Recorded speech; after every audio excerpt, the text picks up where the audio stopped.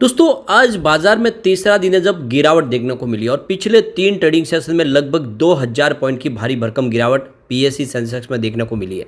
लेकिन अब आगे की क्या रणनीति हो सकती है उसको समझने की कोशिश करेंगे। मार्केट एक्सपर्ट क्या कह रहे हैं बाजार को लेकर। इसके बीच में एक बहुत बड़ी गुड न्यूज निकल के आ रही है।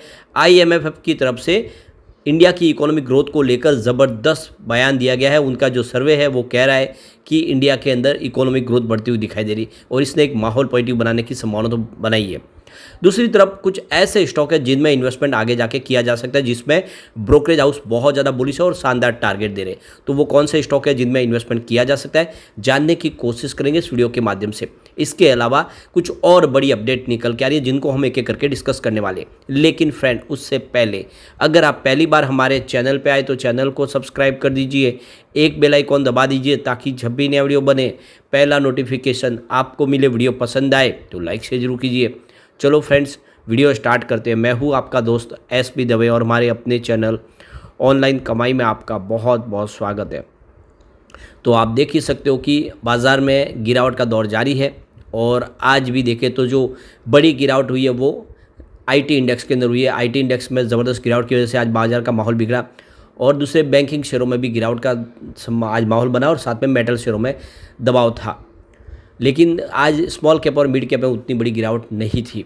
अब यहाँ पे बाजार को लेकर एलकेपी सिक्योरिटीज़ की तरफ से देखें तो रूपक डे का कहना है कि निफ्टी 21,930 के मजबूत सपोर्ट के साथ 22,400 की तरफ बढ़ता हुआ दिख सकता है।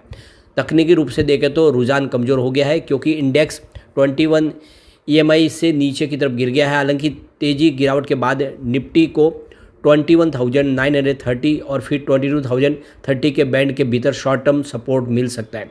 अगर ये सपोर्ट कायम नहीं रह पाता तो बाजार में घबराहट बढ़ सकती है और ऊपर की तरफ निफ्टी के लिए 22,400 के सपोर्ट पर टर्म रेजिस्टेंस दिखाई दे रहा है। दूसरी तरफ देखें तो एलकेपी सिक्योरिटीज़ के कुणाल शाह का कहना है कि बैंक निफ्टी 47,300 के नीचे टूटने से आगे और बिकवाली बढ़ती हुई दिखाई दे सकती है। बैंक निफ्टी इंडेक्स में वॉलेटाइल शुरुआत के साथ कारोबारी सत्र में अंतिम भाग में रिकवरी देखने को मिली है। यह अपने 20 डे के मूविंग एवरेज के ऊपर बंद होने में कामयाब रहा है जो 47,500 पर स्थित है। अगर इंडेक्स 47,500 और 47,400 की रेंज में बना रहता है तो इसमें 48,000 के स्तर को पुल बैक देखने को मिल सकता है। हालांकि क्लोजिंग बेसिस पर 47,300 से नीचे का स्तर ब्रेक आगे बिकवाली का दबाव दिखा सकता है, जिसके चलते बैंक निफ्टी 46,500 के स्तर तक भी जा सकता है। मार्केट एक्सपर्ट इस समय सावधानी बरतने के लिए कह रहा है। आईसीआईसीआई सिक्योरिटीज़ की तरफ से जो आ गया है कि आगे मौजूदा गिरावट 21,900 के अगले बड़े सपोर्ट की तरफ बढ़ती हुई दिखाई दे सकती है।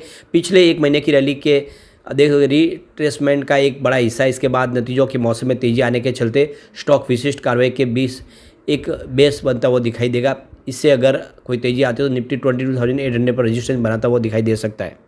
जियोजित फाइनेंशियल सर्विस के वीके विजय कुमार का कहना है कि अमेरिकी बॉन्ड यील्ड की जो प्राइस इस समय बढ़ती हुई दिखाई दे रही है, जिसकी वजह से जो रेट कटौती की संभावना थी उस पर ब्रेक लग सकता है। फेडरल रिजर्व की तरफ से आगे इसको रोका जा सकता है। चॉइस ब्रोकिंग के मंदार भोजने का कहना है कि इजराइल ईरान के संकट ने निवेशकों की भावनाओं पर असर डाला है, जिससे जोखिम लेने की क्षमता कम हो गई है। निवेशक घरेलू स्तर पर मार्च तिमाही के नतीजों पर करीब से नजर रख रहे हैं और उसके बाद में ही अपनी रणनीति बनाएंगे। तो कुल मिला के ये संभावना बनी हुई है। इसमें बीच में एक बड़ी गुड न्यूज निकल के आ रही है। आईएमएफ की तरफ से भारत की जीडीपी ग्रोथ का अनुमान लगाया गया फाइनेंशियल 2024 के लिए 25 में जो हमारी विकास दर है वो 6.8% रहने की उम्मीद जताई है। तो इंटरनेशनल मॉनेटरी फंड यानी आईएमएफ ने भारत के लिए फाइनेंशियल ईयर 2025 के जीडीपी ग्रोथ का अनुमान में बढ़ोतरी की है। आईएमएफ ने इसे 30 बेसिस पॉइंट बढ़ाकर 6.8% कर दिया। आईएमएफ ने इसके पहले फाइनेंशियल 2025 में देश की अर्थव्यवस्था के लिए 6.5% की बढ़त की उम्मीद जताई थी, लेकिन उसको बढ़ा दिया।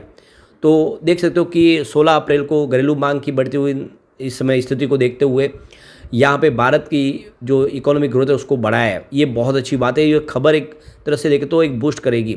वैसे चीन की जो विकास दर है वो 4.6% के अनुमान के आगे है।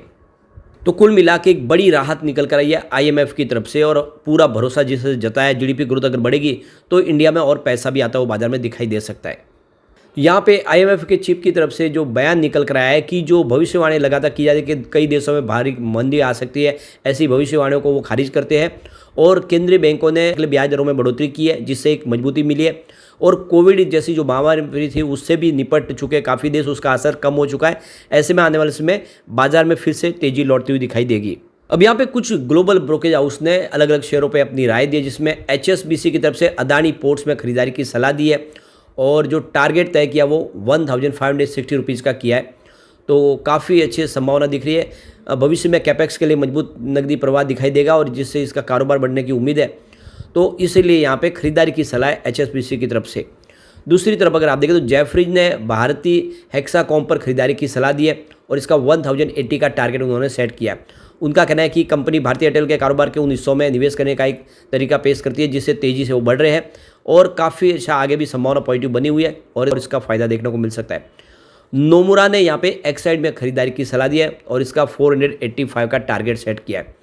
तो उनका कहना है कि कंपनी ईवी सेल्स को Hyundai और किया से MOU से जो इनको बेनिफिट मिला उसका जो फ़ायदा देखने को मिल रहा है, जिससे आने वाले समय इसका और अच्छी ऑर्डर बुक मजबूत होती हुई दिखाई दे सकती है।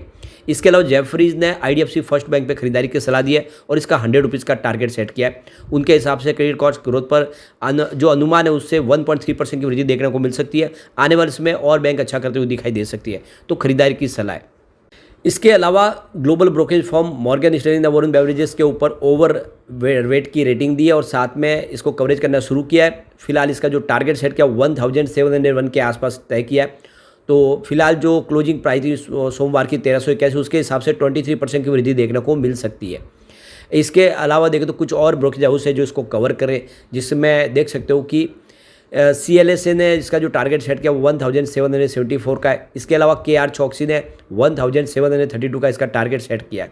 तो अब चाहे घरेलू या ग्लोबल ब्रोकेज हाउस हो, काफ़ी बुलिश है इस समय वरुण बेवरेजेस को लेकर, उसमें खरीदारी की सलाह दे रहे हैं।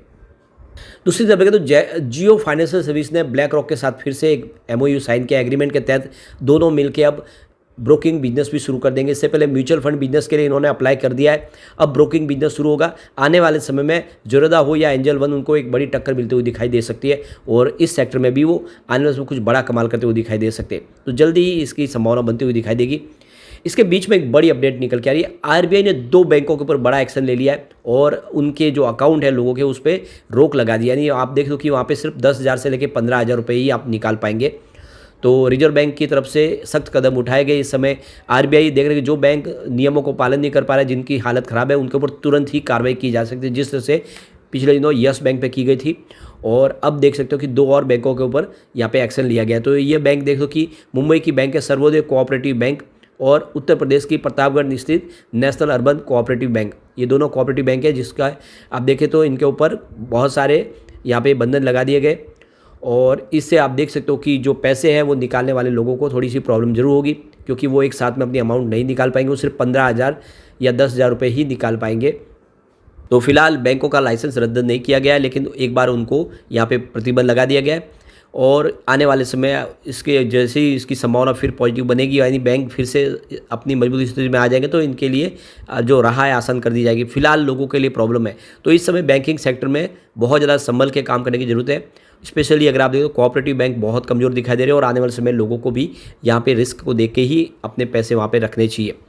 अब बाज़ार के लिए देख सकते हो कि हमें इंतज़ार करना होगा 18 तारीख का, और 18 तारीख को अगर आप देखें कल रामनवमी की वजह से बाजार बंद रहेगा। 18 तारीख को बाजार में संभावना पॉजिटिव बन सकती है। अगर ग्लोबल मार्केट ने साथ दिया तो एक अच्छी तेज़ी बन सकती है और IMF का जो अनुमान है वो बाजार को एक बूस्ट दे सकता है। लेकिन फ्रेंड, कोई भी इन्वेस्टमेंट करने से पहले अपने फाइनेंशियल एडवाइजर से बड़े ले ले या अपना खुद का रिसर्च करें, क्योंकि मैंने वीडियो आपके एजुकेशनल पर्पज़ के लिए ही बनाया। वीडियो पसंद आए तो लाइक शेयर जरूर कीजिए और चैनल को सब्सक्राइब कर दीजिए। Thank you friend.